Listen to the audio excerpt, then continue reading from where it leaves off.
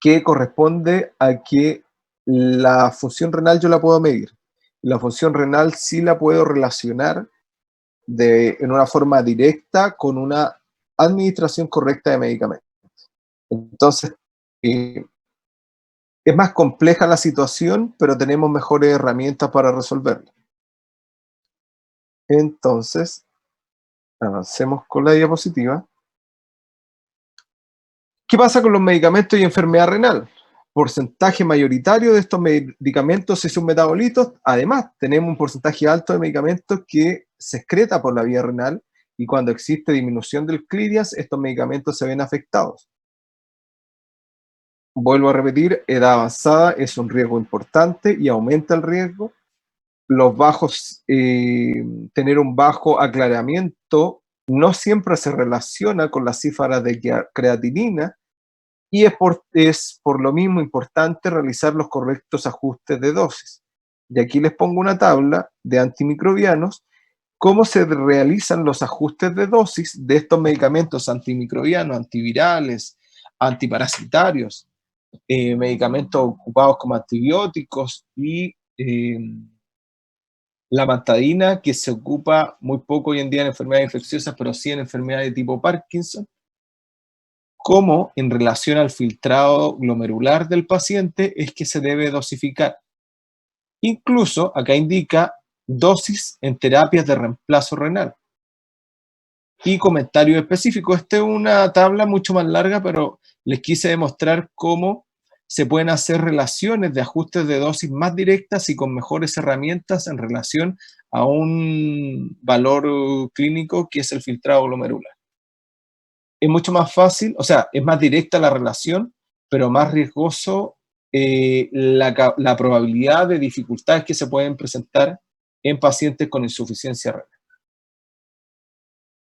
También la pérdida de la función renal excretora, resultado de alteraciones de procesos de filtración, secreción, absorción, ¿cierto? De las diferentes zonas, no solamente de la absorción y reabsorción, sino también pueden haber dificultades en el túbulo o un daño completo a nivel renal que va a dificultar todo el proceso, y eso provoca claramente cambios farmacocinéticos y también incluso cambios farmacodinámicos, pero los cambios farmacocinéticos son los que yo sí puedo intervenir en forma más práctica.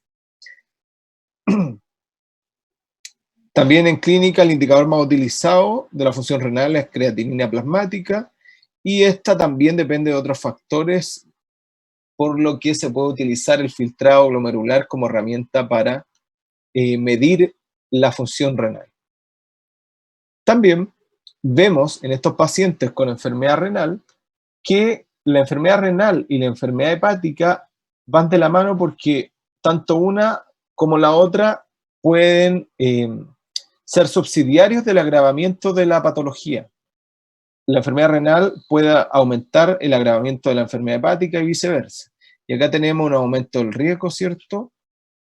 Un daño específico, una disminución del grado del filtrado glomerular, y eso en sí lleva una falla hepática y la muerte de los pacientes. Entonces, vamos a presentar pacientes que en ambos órganos yo debo poner especial atención y el órgano que más me va a servir o la función fisiológica que más me va a servir para ajustar dosis, para prevenir riesgos potenciales va a ser la función renal. Entonces, ¿qué pasa con la disposición de fármaco en esta enfermedad renal? Tenemos modificaciones en la biodisponibilidad, disminución, por ejemplo, de furosemida, un diurético, de cloxacilina, un antibiótico, un antihipertensivo y antiarrítmico, el pindolol, y por otros casos aumento de otros beta bloqueantes como propranolol y oxaprenolol. Entonces son diferentes las respuestas producto que los procesos metabólicos son diferentes. Hay fármacos que secretan principalmente a nivel renal, otros principalmente por otras vías, y por eso no hay un estándar específico, pero sí corresponde indicar que la función renal es relevante y que un porcentaje importante, el mayor porcentaje de fármacos, secreta a nivel renal en una forma total o porcentaje importante de la cantidad de fármacos circulantes. También la biodisponibilidad, tenemos aumento en la biodisponibilidad de amicacina, cefuroxima, cefazolina, ciertos antibióticos, y al aumentar este volumen de distribución, tenemos una disminución de la concentración plasmática, lo que conlleva a una disminución de la respuesta terapéutica. A nivel metabólico, tenemos la oxidación de la vitamina D para que sea activa, disminuida, lo que va a generar problemas con la absorción de calcio. Tenemos un aumento metabólico del proceso metabólico de la fenitoína, reducción disminuida del cortisol, hidrólisis disminuida de insulina y procaína se ven producto de una enfermedad renal, y a nivel de excreción claramente disminución significativa de todos aquellos medicamentos que se eliminan en forma inalterada, pero también son metabolitos por la orina. A nivel de proteínas plasmáticas se ven disminuidas, disminución del líquido extracelular, normalmente eliminados por vía renal, y también tenemos pacientes con diálisis y peritoneodiálisis que hay modificaciones producto de que estos últimos procesos clínicos lo que hacen es purificar la sangre del paciente, pero también generan una disminución de las concentraciones plasmáticas porque también purifican eh, el fluido sanguíneo del paciente del medicamento que ha tomado. Entonces, también en pacientes con los procesos de diálisis, cualquiera de ellos se deben realizar intervenciones para administrar nuevamente los fármacos. La eliminación en procesos de diálisis, como ya dijimos, y claramente la pregunta, ¿por qué aumentan las reacciones adversas a medicamentos en pacientes con insuficiencia renal? Por una estimación equivocada de la hora que se debe calcular para, eh, disculpen, de la hora de cálculo del filtrado glomerular. Si no es bien evaluado ese filtrado glomerular, si no se correlaciona con la creatinina que se le mide del paciente, el cálculo de ajuste de dosis, de disminución o aumento o de separación del intervalo de dosis, se puede realizar equívocamente.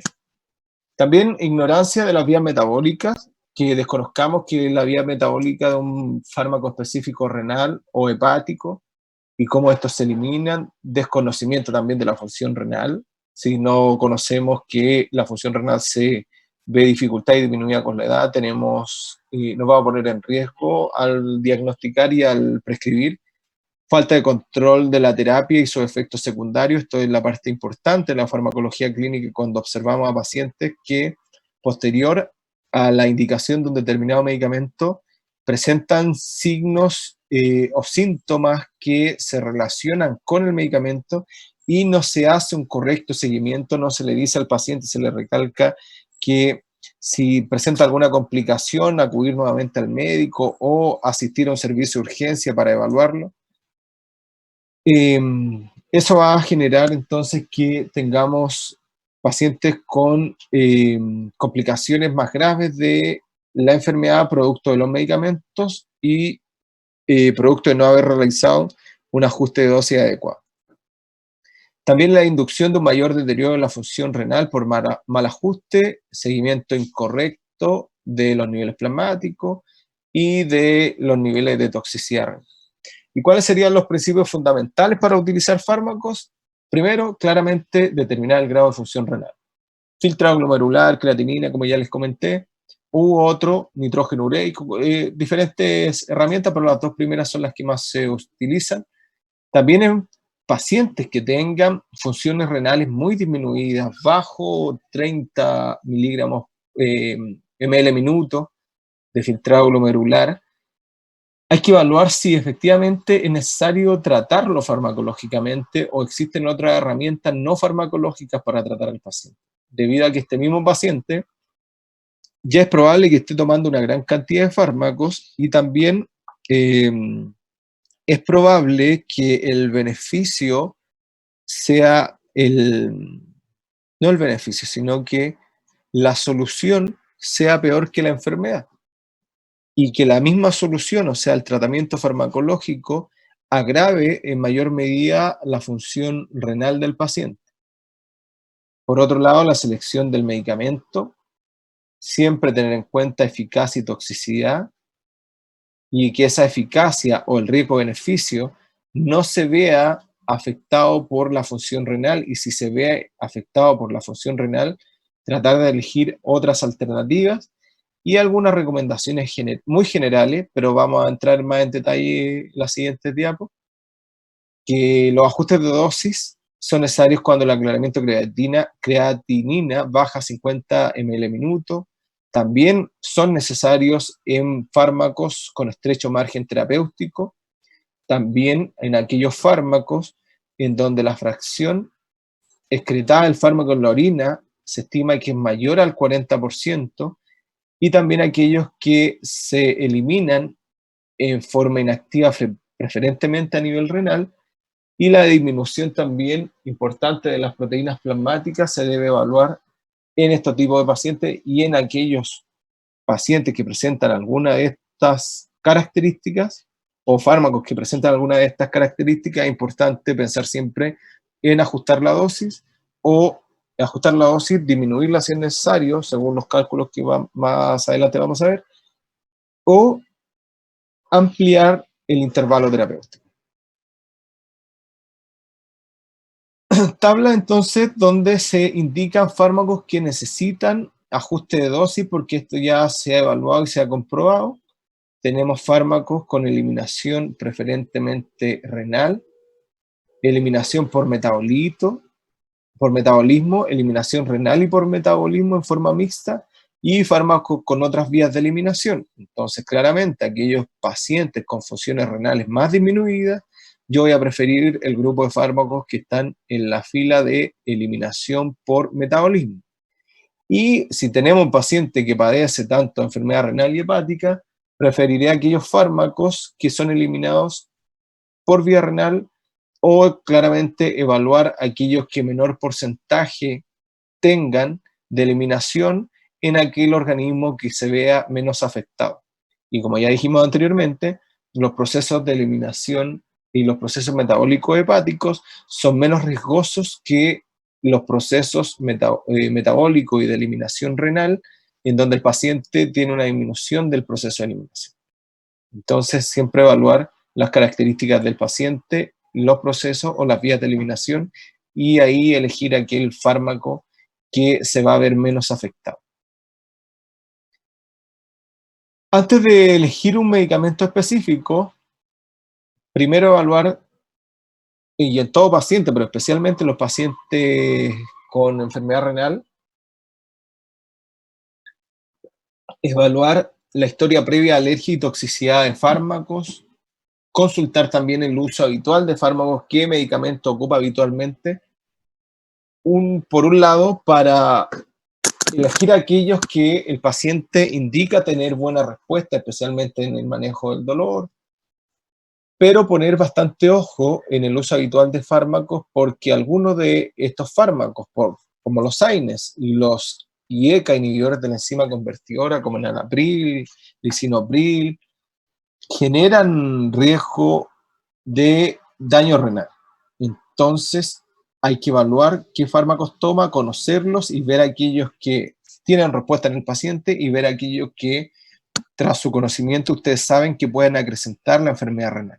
También antibióticos como los aminoglicósidos, gentamicina, otros como la vancomicina, que son nefrotóxicos y pueden agravar al paciente, y debido a que no fue evaluado correctamente, el paciente puede estar tomando alguno de estos fármacos y está acrecentando su problema renal. También la ingesta de alcohol y otras drogas puede generar daño renal y toxicidad renal. La presencia de edema, SID y deshidratación también son elementos que me permiten, y que no solamente me permiten, sino que me dan un medio diagnóstico importante. Presencia del evaluar peso y talla, ya que en pacientes con enfermedad renal, el peso y la talla y el índice de masa corporal me van a servir para generar una mejor dosificación y ajustar mejor esta dosificación al peso y a la talla del paciente. Y también los estigmas de hepatopatías crónicas, que son antecedentes que pueden poner en riesgo al paciente y pueden también servir de utilidad para elegir bien la terapia. El filtrado glomerular, como ya les dije, y evaluar mediante fórmulas cómo voy a dosificar. Y esas fórmulas las vamos a ver en un par de días más adelante. Marcadores de función renal, nitrógeno ureico, creatinina, nos sirven para evaluar función renal y para definir finalmente dosis. Sustancias que se elevan en el plasma en caso de que la función del riñón se ve comprometida, el volumen del filtrado glomerular, y también de otras toxinas. También este volumen, el volumen del filtrado glomerular puede ser medido directamente usado otro compuesto como la inulina, o también esta proteína que es la cistatina C, pueden ser marcadores de enfermedad renal y pueden servir de herramienta para diagnosticar mejor y para dosificar mejor y prescribir mejor y evitar y disminuir el riesgo. Fórmulas para el desarrollo de la función renal son las que ven acá y las cuales sirven para valorar la función renal. Tenemos la fórmula de Creutzfeldt-Gold, que mide el clearance de creatinina y establece en relación a esta fórmula 140 menos la edad por el peso corporal dividido por la creatinina en 100 ml por 72, y en caso de mujeres tiene un ajuste de la multiplicación del resultado por 0,85.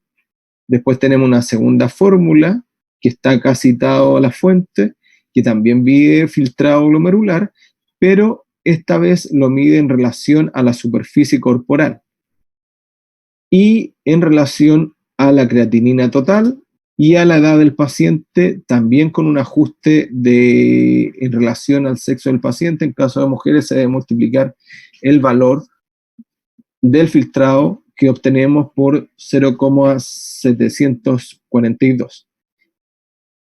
Pero es un poquito más fácil porque existen hoy en día aplicaciones y también páginas web donde ustedes ingresan estos valores y obtienen rápidamente la valoración de la función renal, ingresando datos de creatinina, de peso, de talla, ¿cierto?, en el paciente, y realizando los ajustes en relación al sexo del paciente. Es importante partir con esto. Una vez que establecemos esta relación, tenemos que definir qué vamos a modificar, si la dosis de mantenimiento, la dosis inicial o las dosis de carga. Si es necesario, por ejemplo, una dosis de carga o una dosis SOS. Por ejemplo, yo le he comentado en otra ocasión el uso de gentamicina, que es nefrotóxico, y al usar gentamicina, yo pongo en riesgo al paciente de toxicidad renal. Pero cuando ocupo la estrategia de ocupar solamente una dosis o un par de dosis para tratar una infección porque el patógeno es sensible a ese antibiótico, y una vez que logro disminuir la carga bacteriana, cambio el medicamento a otro que no es nefrotóxico y sigo el tratamiento con mayor seguridad a nivel renal, pero con igual efectividad, también son alternativas. Y es por eso que se definen, como yo les comenté, las dosis de carga inicial y de mantención. Por ejemplo, la dosis inicial en pacientes con insuficiencia debe ser la misma en pacientes con función renal, a menos que exista depleción de volumen, y en ese caso se recomienda una disminución del 75% la dosis de carga en relación a la dosis de carga.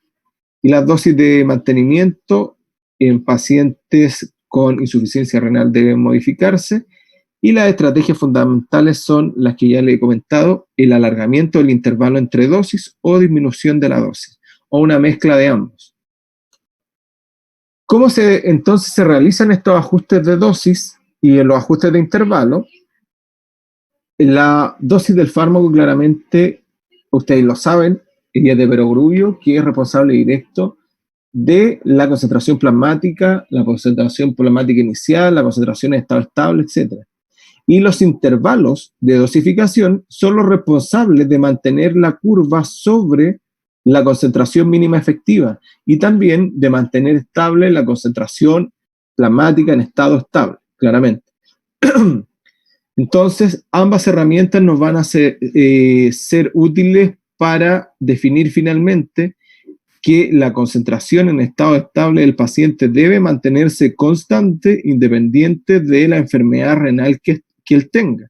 Porque si la concentración en estado estable del paciente se mantiene constante, voy a tener un efecto terapéutico óptimo, libre de efectos adversos y de efectos tóxicos. ¿Y cómo se calcula eso? ¿Cómo se calcula el intervalo de dosis? Se calcula con esta fórmula, que dice vida media del fármaco multiplicado por la dosis partido por el tau, que es el intervalo de dosis, que no en todos los casos este tau es igual a la vida media del fármaco. Entonces, por eso debe realizarse este cálculo para poder obtener una dosificación adecuada en el paciente.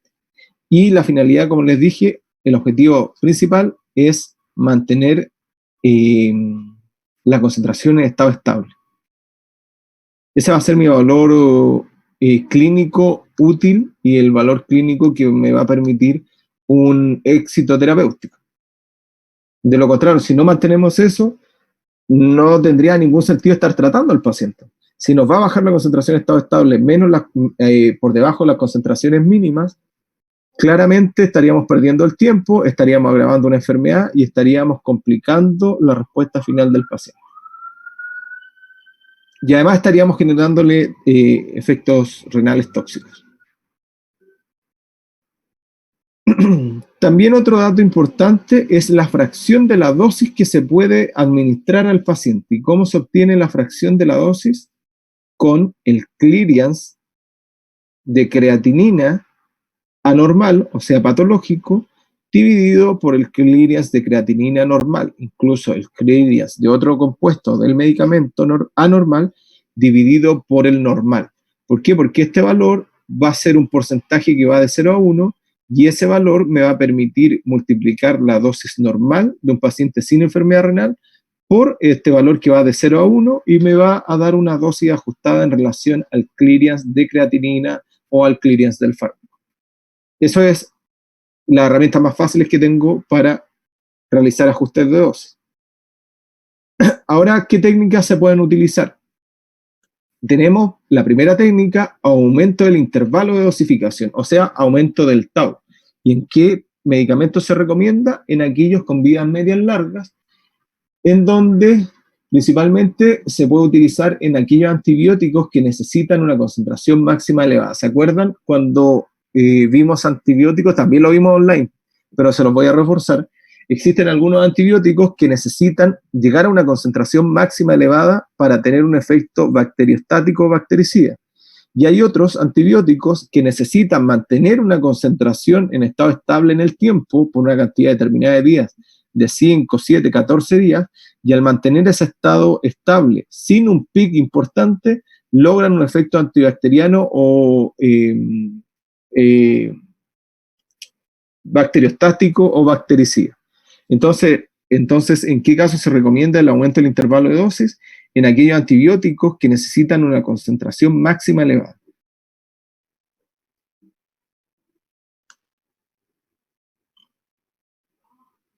Entonces, el intervalo que voy a utilizar en insuficiencia renal es igual al intervalo habitual del paciente multiplicado por el clearance de creatinina normal partido por el clearance de creatinina del paciente.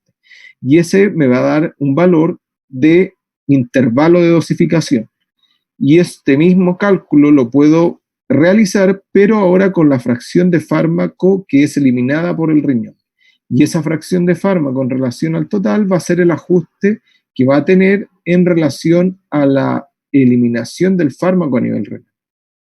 Y se establece siempre en estas relaciones que el clearance de creatinina normal es de 120 ml minuto y la fracción de fármaco, el ejemplo que se da acá, ese fármaco excretado en un 70% por vía renal, significa que tiene una fracción de fármaco de 0,7. O sea, el porcentaje dividido por 100 para dar un valor de 0 a 1. Y cuando se puede utilizar, por ejemplo, las fluoroquinolonas, donde es más importante la concentración máxima versus la concentración mínima inhibitoria. O sea, este valor en las fluoroquinolonas, como el ciprofloxacino, levofloxacino, moxifloxacino, debe ser mayor. Y al ser mayor, voy a tener un mejor efecto bactericida y bacteriostático. Otra herramienta es la reducción de la dosis, que es lo que más se utiliza.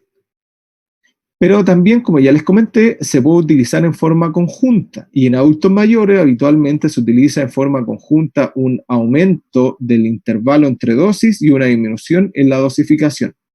¿Cuándo se recomienda esta reducción de la dosis? En fármacos con vías medias cortas, donde se desea mantener la concentración en estado estable, o sea, donde debo tener la concentración plasmática por sobre la concentración mínima inhibitoria o la concentración mínima efectiva, y que esa concentración en el tiempo se permanezca y no decaiga y no baje bajo los niveles terapéuticos. ¿Qué se logra con esto? Que la concentración mínima, o sea, máxima y mínima, se generan, son más bajos y hay menor oscilación. O sea, ¿ustedes están viendo el cursor? Si me pueden recomendar, si me pueden comentar si sí o si no. ¿Están viendo el cursor? ¿Sí? Sí, pero lo estamos viendo. Ya, entonces la concentración, lo que se logra con la reducción de la dosis es que la concentración plasmática máxima y mínima en una enfermedad renal puede ser esta.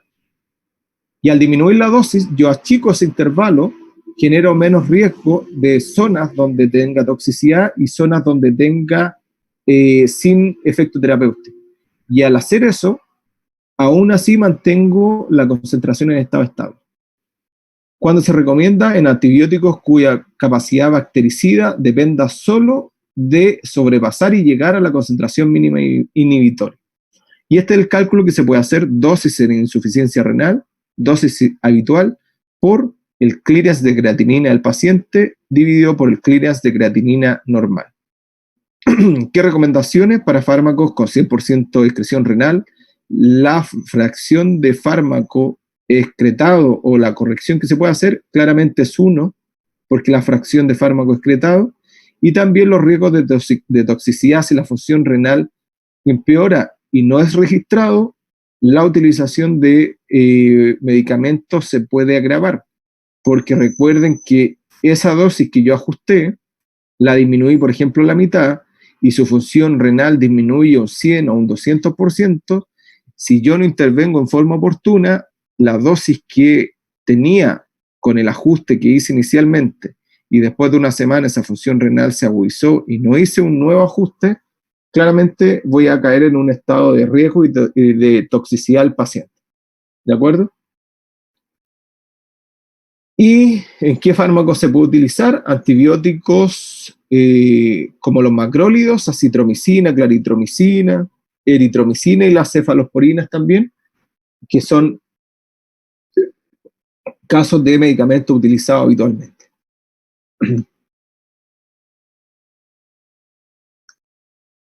Esta técnica que vemos acá es el ajuste de dosis para diferentes situaciones. Tenemos la concentración en estado estable, que va a ser igual a la biodisponibilidad multiplicado por la dosis dividido por la constante de eliminación, que se multiplica por el volumen de distribución y el tau. Si despejamos todo esto y definimos que tenemos en el lado izquierdo dosis partido por concentración constante de eliminación por tau del paciente normal es igual a la dosis partido por la constante de eliminación por el tau en el paciente con insuficiencia renal, ¿por qué obtenemos este valor, esta igualdad de la izquierda y la derecha, del normal y del insuficiente renal? ¿De dónde sacamos ese valor? Claramente, la biodisponibilidad no debería variar, el volumen de distribución no debería variar, y la igualdad que se establece es en relación a la concentración en estado estable. La concentración normal en estado estable debe ser igual a la concentración en estado estable del insuficiente renal. ¿Y qué vamos a hacer? Estableciendo esto, vamos a definir al lado izquierdo si se mantiene la dosis y si se modifica el tau, o sea, el intervalo. ¿Qué vamos a obtener?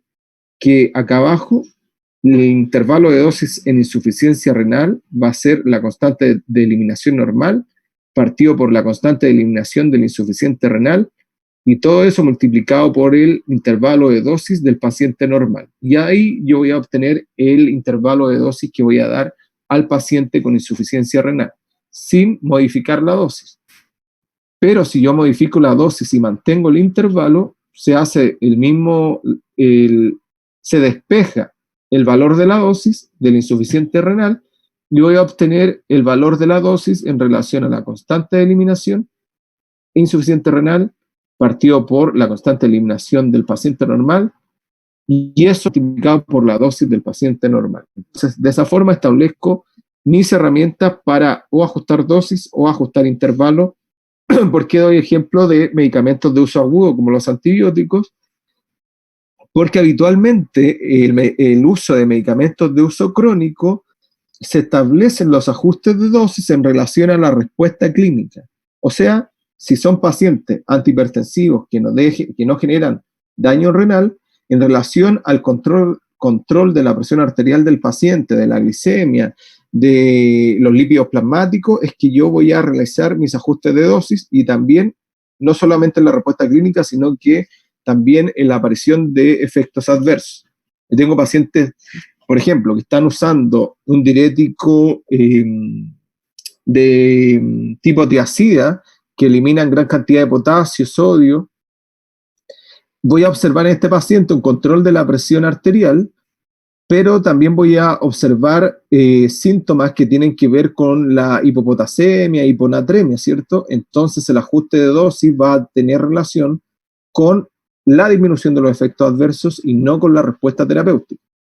Lo mismo pasa con cualquier otro medicamento, especialmente del sistema nervioso, que presenta una agudización de la depresión del sistema nervioso o una aparición de efectos adversos en donde el paciente tiene insuficiencia renal. El medicamento no afecta la función renal, pero sí agudiza la respuesta de los efectos adversos del paciente y claramente pone en complicación su estado normal y su patología, si bien se va a ver resuelta o se va a ver controlada, pero vamos a sumar una complicación al paciente que si no la identificamos correctamente, podemos cometer el error de querer resolver esa complicación con el uso de nuevos medicamentos, los cuales van a sumar problemas más que sumar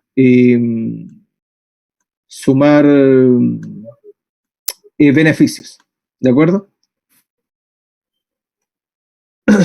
Y aquí tenemos, ¿qué pasó? Tenemos los ajustes que hemos recomendado, excreción normal del paciente en la parte superior, dosis normal de mantenimiento, y acá tenemos la fluctuación entre los máximos y los mínimos. Después tenemos un paciente con una excreción renal disminuida, una patología renal, se mantiene la dosis y se mantiene el intervalo, y claramente observamos una acumulación en donde la concentración plasmática del medicamento en el tiempo se va a ir acumulando y va a sobrepasar la concentración mínima tóxica y puede llegar incluso a una concentración letal y la muerte del paciente.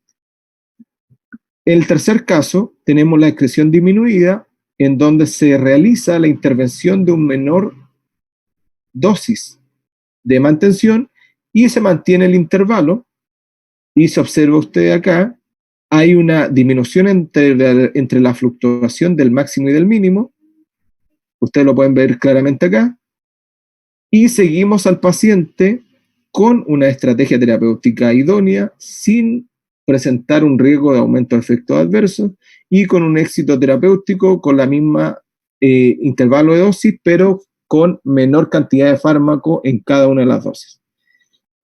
Y el último ejemplo de excreción disminuida, también paciente con problema renal, la dosis normal se mantiene, no se disminuye la dosis, pero sí se alarga el intervalo de dosificación. Y acá vemos los mismos máximos y mínimos de un paciente normal, pero una fluctuación, una eliminación más lenta del medicamento, por lo mismo que tenemos una un intervalo de dosificación más amplio para evitar la acumulación, porque si no hubiese realizado un distanciamiento en cada una de las dosis, tendría acumulación nuevamente.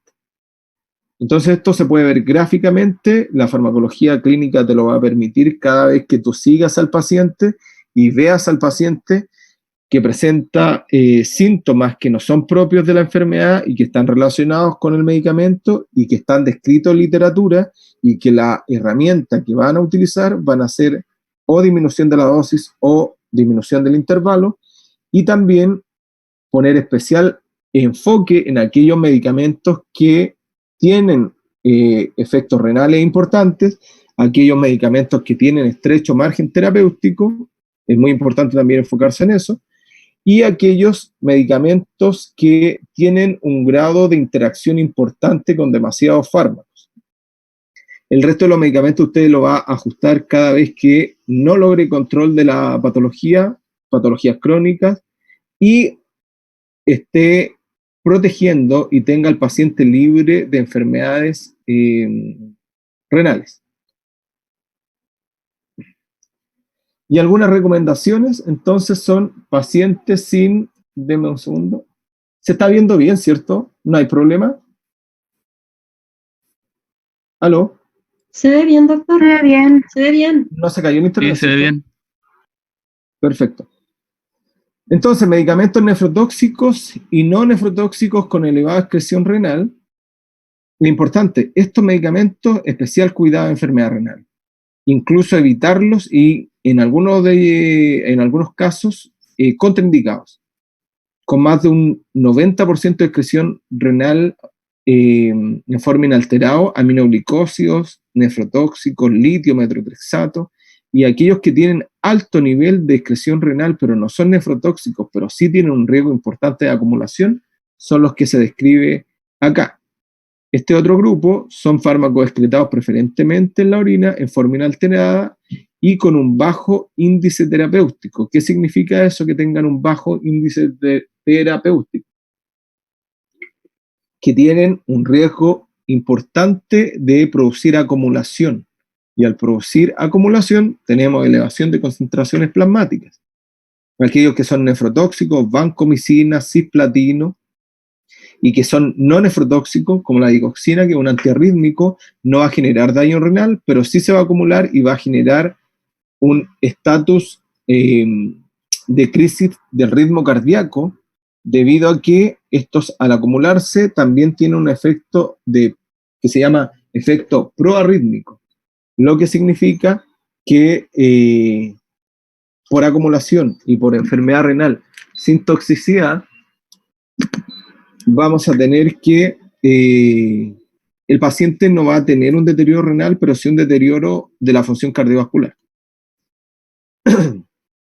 Y medicamentos con potencial nefrotóxico, ya lo dijimos, los AINES, importante potencial nefrotóxico, los IECA, que si bien los inhibidores de la enzima convertidora, como el enalapril, en pacientes diabéticos son renoprotectores, y eso es importante porque siempre se definen los IECA como renoprotectores, tienen un potencial de generar toxicidad renal.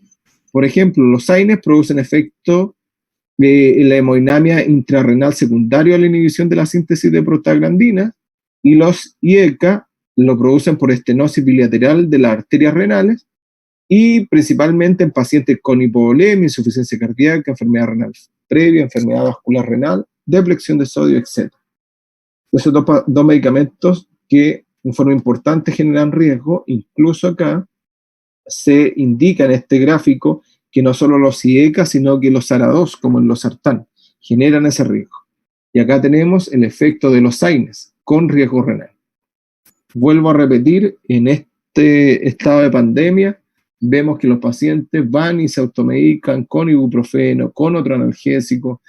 Por ejemplo, conversábamos la semana pasada con otros profesionales que debido al estrés se genera disminución de la tolerancia al dolor, mayor cantidad de jaquecas, cierto proceso ansioso, en donde los pacientes lo resuelven con el uso de analgésicos de tipo AINES.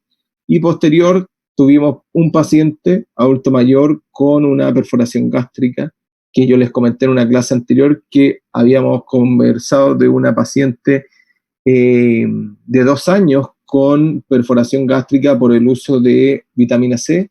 En este caso era un adulto mayor que por constantes dolores, por estar en una cuarentena voluntaria, empezó a aumentar la percepción del dolor y lo resolvió tomando ibuprofeno y naproxeno.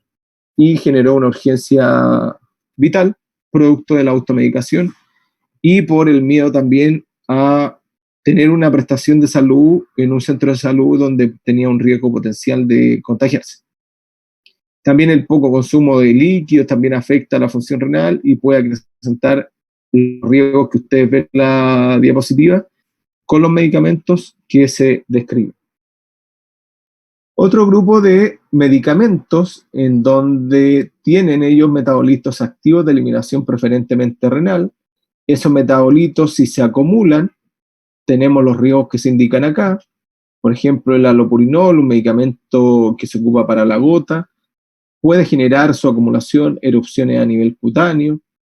La nitrofurantoína, metabolitos desconocidos, pero pueden generar neuritis periférica.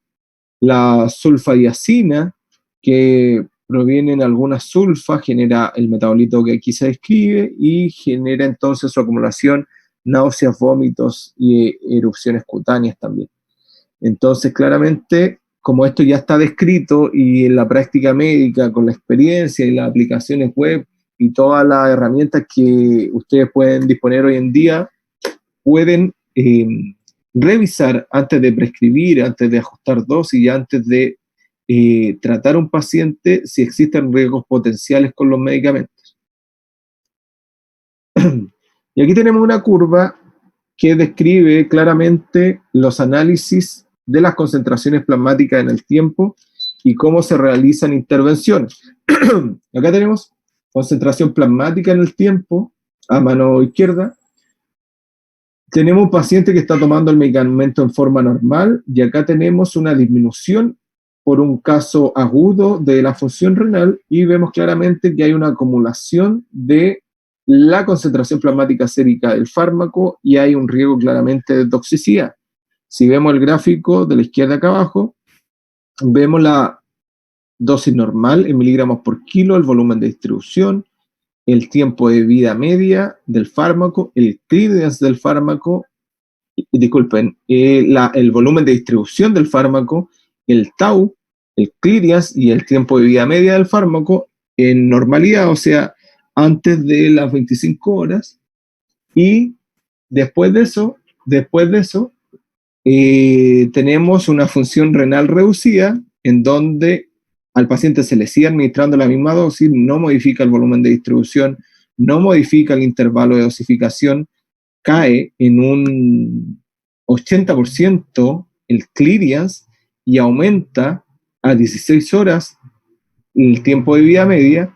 Entonces, claramente, con datos, podemos hacer la intervención que necesitamos.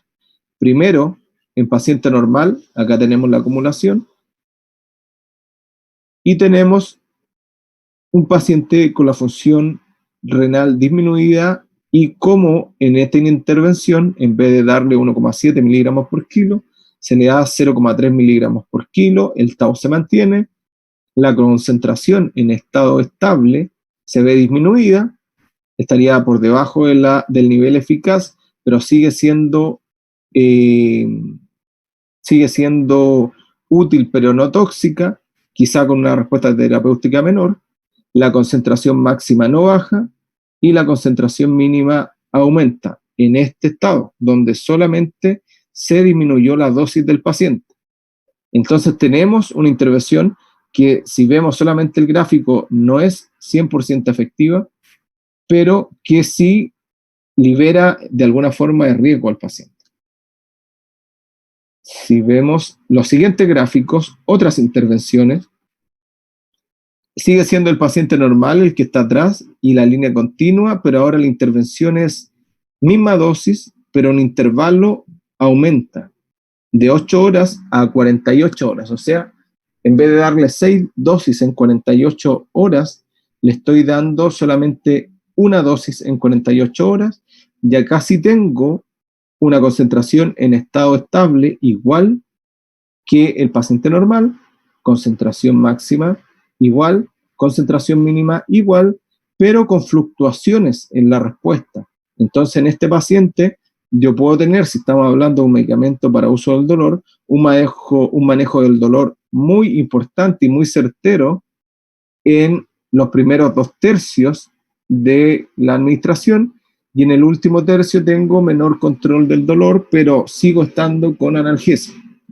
Y la tercera opción, en donde el paciente normal atrás, ¿cierto? Y el paciente con función renal disminuida, tenemos disminución de la dosis y aumento del tau, en donde hay un menor fluctuación y tenemos un mejor control de los máximos y los mínimos con menor fluctuación y con una protección mayor, si estamos hablando nuevamente de un analgésico, con mayor protección analgésica en el paciente en un intervalo de dosificación y concentraciones máximas y mínimas de seguridad.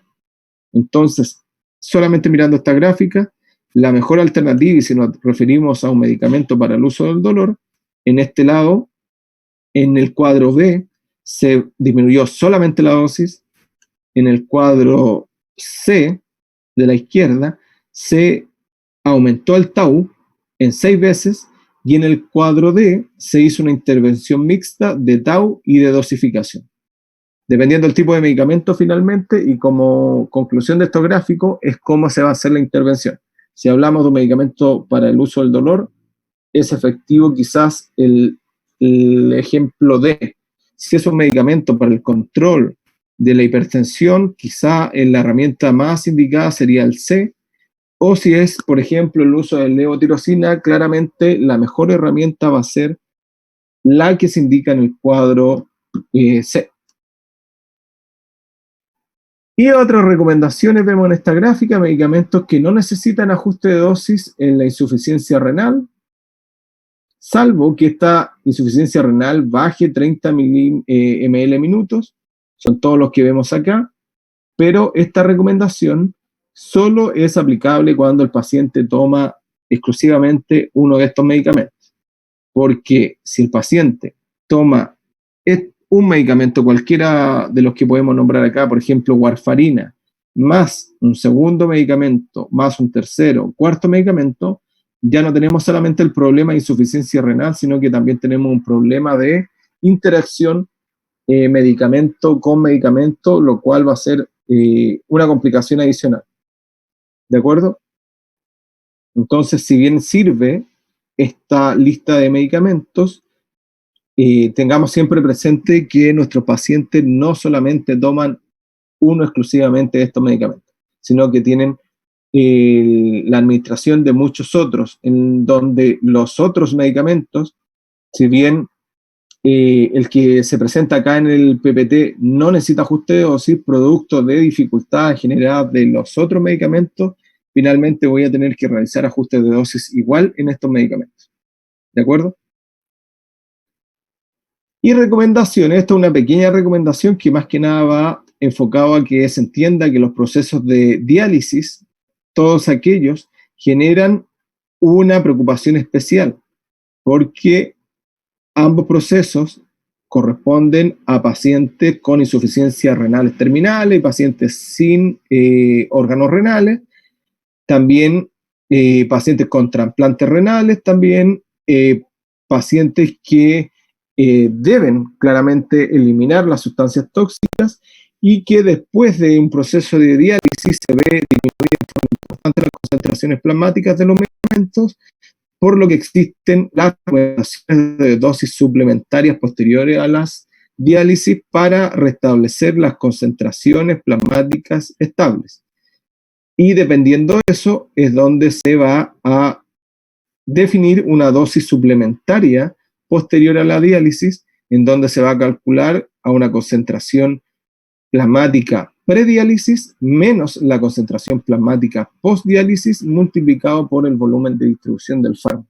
Estas recomendaciones son más complejas, solamente yo les hago saber que existe esta situación y es siempre necesario realizar la intervención de las dosis suplementarias, y esas dosis suplementarias claramente se van a calcular en relación a la función renal del paciente y las características del medicamento. Y para finalizar, tenemos someramente y bien resumido la utilización de fármacos en alteraciones endocrinas y cardíacas. El hipertiroidismo genera una disminución en una modificación en la respuesta. Por ejemplo, la absorción en hipertiroidismo se ve afectada por esteatorrea, con aumento de la motilidad gástrica, la distribución en pacientes con hipoalbuminemia, el metabolismo también se ve incrementado a nivel hepático. En diabetes mellitus puede ser necesario también aumentar la dosis de insulina para aquellos pacientes con insulinodependencia, la eliminación incrementada en excreción renal de digoxina y otros medicamentos. También existe un aumento de receptores beta-adrenérgicos, por lo que hay también una mayor sensibilidad. Y hay que analizar qué pasa con aquellos pacientes con hipotiroidismo, también con hipertiroidismo y con hipotiroidismo, en donde se producen los procesos contrarios, los procesos metabólicos más lentos, más riesgo de acumulación, funciones renales y hepáticas disminuidas, gastrointestinales disminuidas. También pasa con diabetes mellitus, con obesidad, donde tenemos volúmenes de distribución diferentes. Y en diabetes mellitus también una distribución de aguas corporales, de grasas corporales diferentes, en obesidad lo mismo, y que afecta finalmente la respuesta a fármacos. En estos casos, como no existen eh, formas de realizar cálculos puntuales para dosificar y para administrar, es la clínica la que nos va a dar las respuestas necesarias para, en relación a la respuesta de los pacientes y la aparición de síntomas de toxicidad o de eventos adversos, es como yo finalmente voy a realizar nuevamente intervenciones relacionadas con la dosis y con el intervalo de dosis. La insuficiencia cardíaca lo mismo, con algunas especificaciones para que ustedes las puedan revisar, y otras patologías del sistema nervioso central que afectan la biodisponibilidad, el pH gástrico, que afectan la cinética, de incluso patologías de tipo inmunológicas que se van a ver afectadas por el uso de medicamentos como los corticoides, que realizan distribuciones de las grasas corporales, del agua corporal, de la respuesta inmunológica, de la respuesta metabólica, que van a cambiar la respuesta final del paciente. Y finalmente, los pacientes que nosotros vemos a diario son pacientes que padecen del síndrome metabólico, en donde tenemos enfermedades cardíacas, problemas lipídicos, hipertensión, diabetes, demencia, cáncer, síndrome de ovario poliquístico y enfermedades hepáticas no alcohólicas, en donde la suma de todos estos, y en la parte que vamos a continuar con este curso, van a llevar a una gran variabilidad, a un riesgo de aumento de los efectos adversos, a la polimedicación y a las interacciones exacerbadas con medicamentos, y riesgo claramente importante en los pacientes. ¿De acuerdo? ¿Dudas, si tuviesen? Algunas preguntas, voy a resolver dudas del chat. Bueno, ustedes se fueron respondiendo en intervalo de dosis, y aquí le responde con algún comentario, pero básicamente el intervalo de dosis es importante definir que no siempre tiene relación con el tiempo de vida media. Hay medicamentos que sí son su intervalo de dosis igual al tiempo de vida media, pero no es en todos los casos. Por eso se establece un intervalo de dosis y un tiempo de vida media de eliminación del medicamento. ¿Alguna otra pregunta? ¿Dudas?